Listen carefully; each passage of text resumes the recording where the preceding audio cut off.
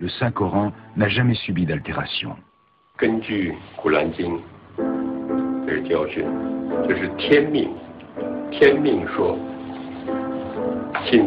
Un des commandements de Dieu dans le Coran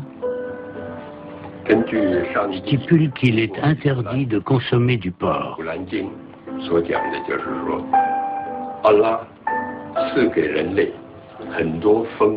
Allah concède aux hommes une multitude de boissons et d'aliments aussi nourrissants que délicieux. Les musulmans ont toutefois l'interdiction de consommer du porc, du sang et tout animal mort de cause naturelle ou de maladie. Si les musulmans ne consomment pas de porc, c'est pour respecter ce commandement.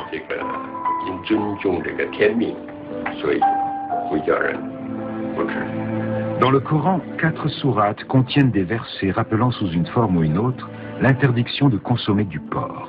En voici une. L'interdiction est mentionnée une première fois au verset 173 de la seconde sourate du Saint-Coran. Voici ce que dit le verset. Dieu vous interdit uniquement les bêtes mortes, le sang, la chair de porc et toutes les chairs consacrées à d'autres qu'à Dieu. Mais qui en mange par contrainte et non par révolte ou transgression ne pêche pas, car Dieu pardonne, il est miséricordieux. Bon nombre de publications expliquent les raisons pour lesquelles les musulmans ne sont pas autorisés à consommer du porc. Même si c'est un commandement du Coran, il faut une explication. Si l'on se réfère au recueil Materia Medica de Li Shizen, l'auteur rapporte que la nature des porcs est mauvaise. Dans son ouvrage, il suggère que les porcs ont des propriétés nuisibles qui peuvent provoquer des infections.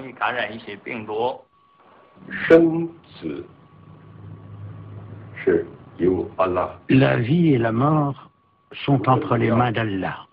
Allah nous autorise à sacrifier un animal pour nous nourrir, mais il faut d'abord invoquer le nom d'Allah avant de tuer l'animal.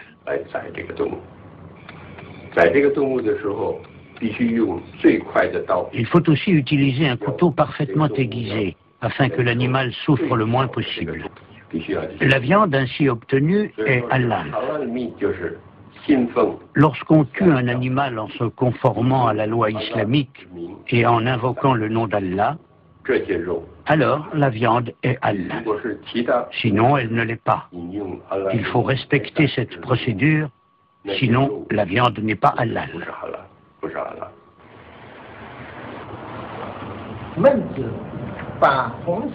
Le professeur Hadji Obaidella Mohamed est le seul enseignant malais du département d'études chinoises à l'université de Malaya. Tout en étant malais et musulman, il a fait toutes ses études en chinois. Durant plusieurs décennies, il a traduit plusieurs classiques chinois pour la communauté musulmane. Il connaît très bien les deux cultures.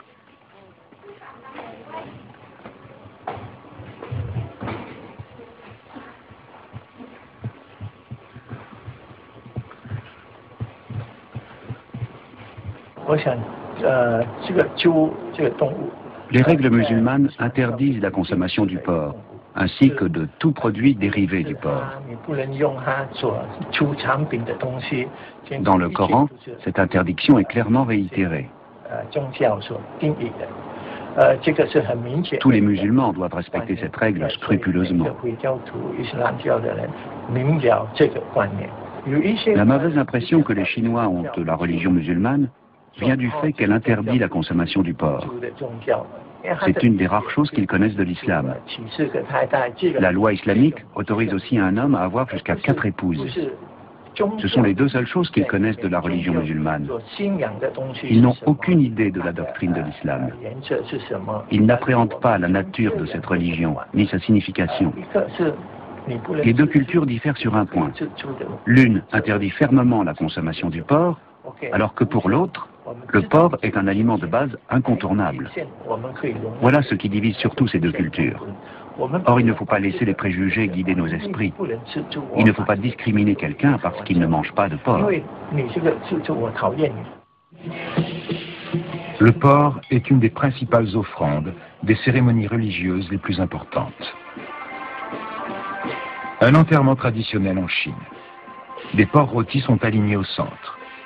Leur quantité atteste la piété filiale à l'égard du défunt. Elle symbolise aussi le statut social et la prospérité du défunt, ainsi que la réputation de la famille.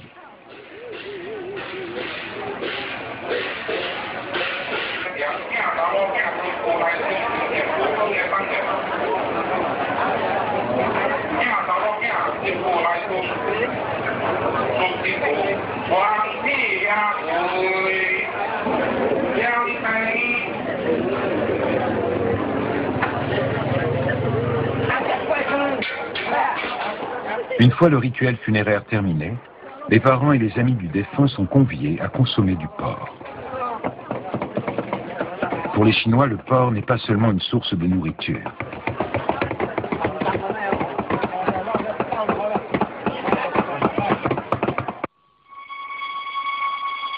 Isaac Hassan vient du Xinjiang, en Chine. C'est un étudiant d'origine ouïghour, une des minorités chinoises qui compte des musulmans. Il est venu en Malaisie il y a 2 ans pour parfaire ses études sur l'islam. Dans ce pays à majorité musulmane, les sujets de réflexion ne manquent pas. Le cochon est un des thèmes les plus brûlants.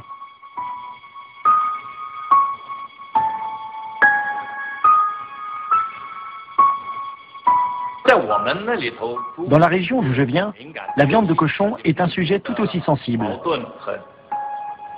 Nous avons également vécu quantité de conflits raciaux et religieux. Ils ont le plus souvent lieu entre les Ouïghours et les Chinois Han. Les conflits et les hostilités dues à la viande de porc sont très fréquents.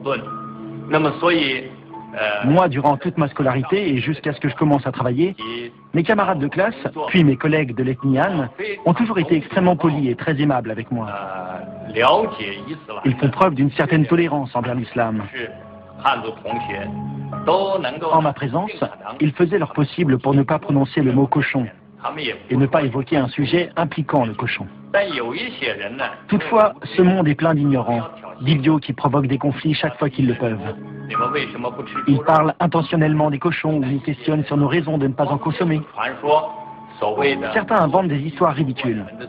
Ils suggèrent par exemple que si les musulmans ne consomment pas de viande de porc, c'est parce que nos ancêtres ont été sauvés par des porcs et qu'ils sont sacrés pour nous. Ces allusions sont très blessantes pour un musulman.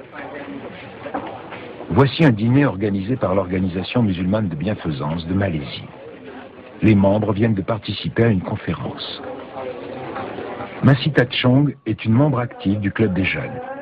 Originaire d'un village chinois du Pahang, elle s'est convertie à l'islam en 2001.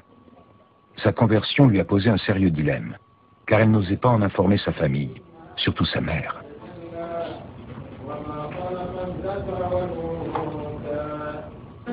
Lorsque je me suis convertie à l'islam, je n'osais pas le dire à ma mère. Je craignais surtout sa désapprobation. Je redoutais ses reproches. Voilà pourquoi j'ai gardé le secret. Un jour, elle m'a surprise en train de faire mes prières à la maison. Je n'ai pas eu le choix, j'ai dû lui dire la vérité. Elle était en fureur.